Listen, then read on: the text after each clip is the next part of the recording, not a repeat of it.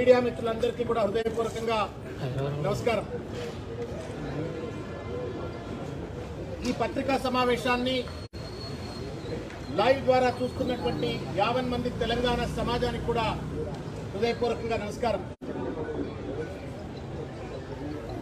ఇవాళ తెలంగాణలో ముఖ్యంగా బండి సంజయ్ గారి ఇంటి దగ్గర జరుగుతున్నటువంటి పత్రికా సమావేశం ఒక ఆషామాషే సమావేశం కాదు. దుర్మార్గమైనటువంటి ఒక వైఖరితో కల్వకుంట్ల చంద్రశేఖరరావు అనుసరిస్తున్నటువంటి దాష్టికాలకు, రాజ్యాంగ వ్యతిరేక వైఖరికి, పోలీసులతో అణచివేత ధోరణికి పాల్పడుతున్న దానికి నిరసనగా జరుగుతున్నటువంటి ఒక పత్రికా సమావేశం 50 మంది తెలంగాణ ప్రజలకు అత్యంత నిశ్చితంగా జరుగుతున్నటువంటి పరిణామాన్ని అర్థం చేసుకోవాలని చెప్పని విజ్ఞప్తి చేస్తా ఉన్నాను. వినాశకాలే విపరీత బుద్ధి అన్నట్లుగా కల్వకుంట్ల చంద్రశేఖరరావు గత 8.5 సంవత్సరాలుగా తెలంగాణ పాలిట శాపంగా మారి నిరంతర దోపిడికి పాల్పడి, అవినీతి అరాచకత్వం అణచివేతకు పాల్పడి, ఆఖరికి వాళ్ళ ప్రశ్నించే గొంతుకగా నిలబడ్డటువంటి ఒక బండి సంజయ్ గారిని గత 21 రోజులుగా పాదయాత్ర చేస్తా ఉన్నాడు. ఆ పాదయాత్రను అడ్డుకునే ప్రయత్నం చేసిండ్రు, దాడులు చేసే ప్రయత్నం చేసిండ్రు.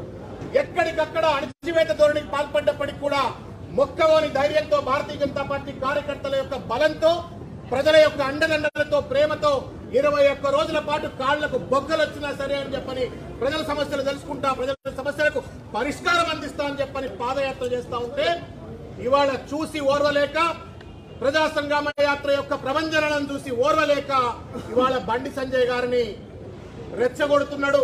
21 రోజులుగా రెచ్చగొడుతున్నాడు. వేరే జిల్లాలకు వెళ్లి కార్యకర్తలు వస్తున్నారు అనేటువంటి ఒక కుంటి సాకుతోటి ధర్మదీక్ష పేరు మీద గాంధేయ పద్ధతిలో, రాజ్యాంగబద్ధంగా గాంధేయ పద్ధతిలో దీక్ష కూర్చుంటే ఆయనను అరెస్ట్ చేసి ఇవాళ కరీంనగర్ లో ఇంట్లో హౌస్ అరెస్ట్ చేసినట్టు దుర్మార్గమైన వైఖరిని చూస్తా ఉన్నాం.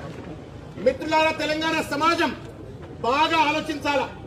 ఒక పక్కన ప్రజా సమస్యల పరిష్కారం కోసం బండి సంజయ్ చేస్తున్న పోరాటాన్ని ఆయన గొంతును అణిచివేయాలా, మరో పక్కన తెలంగాణ సభ్య సమాజం అంతా కూడా సిగ్గుపడేటువంటి రీతిలో, తెలంగాణ ప్రతిష్ట దేశవ్యాప్తంగా దిగజారిపోయేటువంటి రీతిలో అత్యంత హేయంగా, నీచంగా కల్వకుంట్ల చంద్రశేఖరరావు, సాక్షాత్తు తెలంగాణ ముఖ్యమంత్రి అయిన కల్వకుంట్ల చంద్రశేఖరరావు బిడ్డ ఢిల్లీలో లిక్కర్ మాఫియా డాన్ గా వ్యవహరించి అక్కడ కూడా లిక్కర్ మాఫియాను విస్తరించేటువంటి దుర్మార్గమైన ప్రయత్నం చేస్తుంటే మీ బతుకులు జడ అన్నటువంటి రీతిలో ఇవాళ తెలంగాణ సమాజం వాళ్ళ మీద ఉమ్మెత్తుతుంటే దాని నుండి తప్పించుకోవడం కోసం, ఆ చర్చ ప్రజల్లో రాకుండా ఉండడం కోసం బండి సంజయ్ గారిని గొంతు నొక్కి ఇవాళ ఇంట్లో అరెస్ట్ చేసి ఇక్కడ కరీంనగర్ లో పెట్టినటువంటి ఒక వైఖరి తెలంగాణ సమాజం ఆలోచించాలి.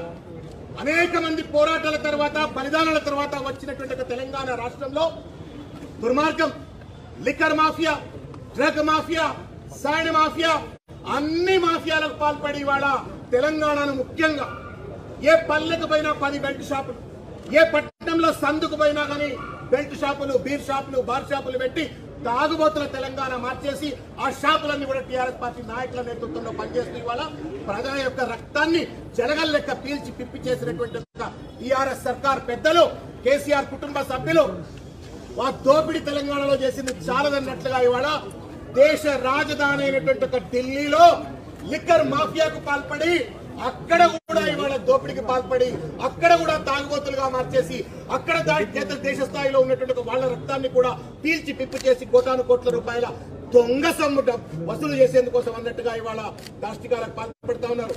ఆలోచించాలి తెలంగాణ సమాజం. ఇవాళ మనం ఇందుకేనా కేసీఆర్ గద్దెక్కిచ్చి, ప్రగతి భవన్ గద్దె దిగక మానడు కేసీఆర్ తప్పనిసరిగా గద్దె దించుతాం. రానున్నటువంటి రోజుల్లో బండి సంజయ్ గారి యొక్క నేతృత్వంలో భారతీయ జనతా పార్టీ ఎట్టి పరిస్థితుల్లో గద్దె దిస్తుంది. ప్రగతి భవన్ ఖాళీ చేయక తప్పడు, గద్దె దిగ తప్పడు. కానీ అదే రీతిలో జైలుకు కూడా పోకుండా ఉండేటువంటి ఒక పరిస్థితి తప్పనిసరిగా ఉంటుంది అనేటువంటి విషయాలు చెప్తా ఉన్నారు. ఇవాళ మిత్రులారా, ఇంత పెద్ద ఎత్తున దోపిడికి పాల్పడుతున్నటువంటి ఒక టీఆర్ఎస్ కు నైతికంగా కేసీఆర్ కు ఏమాత్రమైన ఇంగితం ఉన్నట్టయితే కవిత గారి పైన చర్యలు తీసుకొని ఉండాల్సి ఉండే, పార్టీ నుంచి సస్పెండ్ చేసి ఉండాల్సి ఉండే. అదేమీ లేదు. ఆమెను వెనకేసుకుంటా ఇవాళ నీకు చూసిన చాలా మంది టీఆర్ఎస్ పార్టీకి సంబంధించిన ఎమ్మెల్యేలు ఆమె ఏదో ఘనకార్యం చేసినట్టుగా చాలా గొప్ప గొప్ప పని చేసింది. ఢిల్లీ వేదికగా లిక్కర్ మాఫియాను ప్రమోట్ చేసింది కాబట్టి ఆమెకు హారతి ఇచ్చినట్టుగా మొత్తం టీఆర్ఎస్ పార్టీకి సంబంధించిన ఎమ్మెల్యేలు ఆ దానం నాగేందర్, తలసాని శ్రీనివాస్ యాదవ్ ఇటువంటి వాళ్ళంతా 100 మంది వేసుకొని పోయి అక్కడ ఆమెకు హారతులు బట్టి ఆమె గొప్ప చేసినట్టుగా ఆమెకు సంఘీభావం ఇస్తా ఉన్నారు. జైల్లో ఉండాలా కవిత గారి వాళ్ళ, కేసీఆర్ కూడా జైల్లో ఉండాలా. అటువంటి వాళ్ళు ఇవాళ అధికారాన్ని అడ్డం పెట్టుకుని పోలీసులను పావులుగా వాడుకుంటూ ఇవాళ వాళ్ళ చెప్పు కింద తేళ్ల లెక్క వాడుకుంటూ ఇవాళ భారతీయ జనతా పార్టీ కార్యకర్తల పైన నిన్న పెద్ద ఎత్తున దాడులకు పాల్పడిండ్రు. రాత్రి ఎంత కుట్ర అంటే అటెంప్ట్ మర్డర్ కేసు. శాంతియుతంగా ఆమె ఇంటి దగ్గర దీక్ష చేసి ధర్నా చేయడానికి వెళ్తే 151 సెక్షన్ కింద నోటీస్ ఇచ్చి వాళ్ళందరూ ఇంటికి పంపాలి. అట్లా చేయలే. దాదాపు 24 గంటల సేపు వాళ్ళందరినీ జైలులో పెట్టిండ్రు, పోలీస్ స్టేషన్లో పెట్టిండ్రు, నానా హింసలకు గురి చేసిండ్రు, అటెంప్ట్ మర్డర్ కేసు పెట్టాలనే ప్రయత్నం చేసిండ్రు. మళ్ళా లాయర్ల ఇంటర్వెన్షన్ తోటి అటెంప్ట్ మర్డర్ కాకుండా ఇంకేదో కేసులు పెట్టి వాళ్ళ ఎదిరించేటువంటి పరిస్థితి చూస్తా ఉన్నాం. మొత్తం మీద తెలంగాణ వ్యాప్తంగా ఈ బెదిరింపు ధోరణులు అయితే కొనసాగుతున్నాయో బండి సంజయ్ గారి నేతృత్వంలో భారతీయ జనతా పార్టీ దీనికి చరమగీతం పాడుతుంది. తాటాకు చప్పుళ్లకు కుందేళ్లు కూడా బెదరవు అనేటువంటి ఒక విషయాన్ని కల్వకుంట్ల చంద్రశేఖరరావు పోలీసులు కూడా తెలుసుకోవాలా. ఎన్ని అడ్డంకులు వచ్చినా ఈ ప్రజా సంగ్రామ యాత్ర కొనసాగుతుంది. ఇవాళ చట్టం మీద గౌరవం ఉంది కాబట్టి పోలీసులు అరెస్ట్ చేయగానే ఇక్కడికి వచ్చి కూర్చున్నాం. ఇది మాత్రం ఆపే ప్రసక్తి లేదు. మొత్తం తెలంగాణ వ్యాప్తంగా కల్వకుంట్ల కవిత చేస్తున్నటువంటి జాతీయ స్థాయిలో చేస్తున్నటువంటి లిక్కర్ మాఫియాకు వ్యతిరేకంగా మనం అందరం పోరాటం చేయవలసిన అవసరం ఉంది. మరో పక్కన భారతీయ జనతా పార్టీ గొంతు నడిచివేసే కుట్ర చేస్తున్నటువంటి టీఆర్ఎస్ ను వ్యతిరేకంగా మనం పోరాటం చేయవలసిన అవసరం ఉంది. పెద్ద ఎత్తున భారతీయ జనతా పార్టీకి సంబంధించిన కార్యకర్తలందరూ కూడా భవిష్యత్తులో రోడ్ల మీదకి వచ్చి ఇటు ఈ లిక్కర్ మాఫియాకు, ఈ అణచివేత ధోరణికి వ్యతిరేకంగా పోరాటం చేయాలని చెప్పని విజ్ఞప్తి చేస్తా ఉన్నాను. పెద్దలు చిన్న విషయం అన్నా, బండి సంజయ్ గారు రెచ్చగొట్టే భాష మాట్లాడుతున్నారు అని చెప్పని మాట్లాడినారు. మొన్న మున్గోడ్లో పెట్టినటువంటి ఒక మీటింగ్ లో కల్వకుంట్ల చంద్రశేఖరరావు గారు మాట్లాడిన భాష 50 మంది తెలంగాణ సమాజం చూసింది, మీడియా మిత్రులు చూసిండ్రు. దేశ ప్రధాని అనేటువంటి ఒక కనీస గౌరవం లేకుండా ఇష్టం వచ్చినట్టు బోడి అని చెప్పని, బే అని చెప్పని, వాడు అని చెప్పని, వీడు అని చెప్పని కల్వకుంట్ల చంద్రశేఖరరావు మాట్లాడితేనేమో రెచ్చగొట్టిన భాష కాదు. కడుపు మండినటువంటి ఒక ప్రజలకు సంబంధించిన సమస్యను బండి సంజయ్ గారు వాళ్ల బాధను ఆయన గొంతుకు ద్వారా చెప్తానేమో అది రెచ్చగొట్టినట్టు అని చెప్పని మాట్లాడటం ఇది ద్వంద్వ నీతి కాదా, హిపోక్రసీ కాదా కేసీఆర్ గారు అని చెప్పని ఒకటి ప్రశ్నిస్తున్నాం. రెండవది ఏంటంటే కవిత గారి మీదట ఈడీ రైడ్ అవుతుందట, ఐటీ రైడ్ అవుతుందట అని చెప్పని వాళ్ళ పెద్ద ఎత్తున సంఘీభావము తర్వాత ప్రశ్నించడానికి పోయిన బీజేపీ వాళ్ళపైన దాడి చేసే ప్రయత్నం చేశారు. ఒక తెలంగాణ సమాజం అర్థం చేసుకోవాలి. రోడ్ల మీద మనం బండ్లు వేసుకొని కార్లు వేసుకొని పోతున్నాం, ట్రాఫిక్ పోలీస్ ఆపుతుంది. ట్రాఫిక్ పోలీస్ ఆపి నీ దగ్గర లైసెన్స్ ఉందా లేదా అని చెప్పని చెక్ చేస్తుంది. మన దగ్గర లైసెన్స్ ఉంటే లైసెన్స్ చూపెడతాం, ఒకవేళ లైసెన్స్ లేకపోతే లైసెన్స్ ఎందుకు లేదు అని చెప్పని అసలు నిజంగానే లైసెన్స్ లేకుండా బండి నడిపితే ఫైన్ వేస్తారు. అట్లనే ఎన్ఫోర్స్మెంట్ డైరెక్టర్ చేస్తుంది, అట్లనే ఇన్కమ్ ట్యాక్స్ రైడ్ చేస్తుంది. నీ దగ్గర నిజంగానే గనక దొంగ సొమ్ము లేకపోతే, లిక్కర్ మాఫియా ద్వారా సంపాదించినటువంటి ఒక అడ్డమైన సొమ్ము లేకపోతే ఈడీ అంటే ఐటీ అంటే టీఆర్ఎస్ నాయకులకు భయం ఎందుకు? నీ దగ్గర సొమ్ము లేకపోతే సొమ్మే లేదని చెప్పు, రికార్డ్స్ ఉంటే రికార్డ్స్ చూపెట్టి నీ దగ్గర ఉన్న సొమ్ముకు గానీ బంగ్లాలకు గానీ ఎందుకట్లా భయపడతా ఉన్నారు?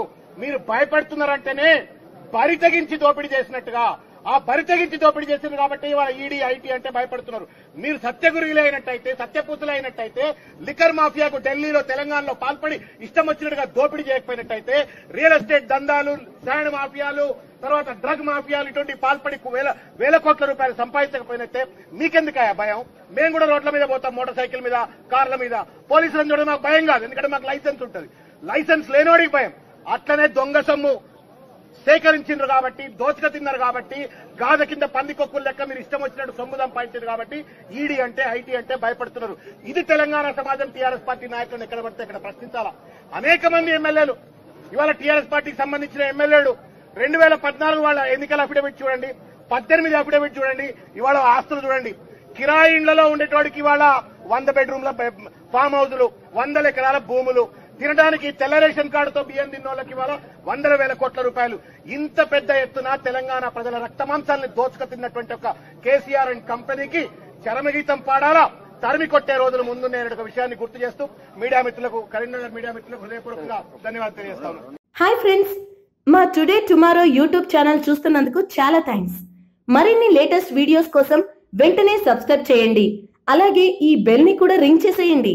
మా నోటిఫికేషన్స్ అన్ని మీ మొబైల్లో వస్తాయి. అలాగే మా వీడియోస్ మీకు నచ్చితే లైక్ చేయండి, షేర్ చేయండి, నచ్చకపోతే కామెంట్ చేయండి.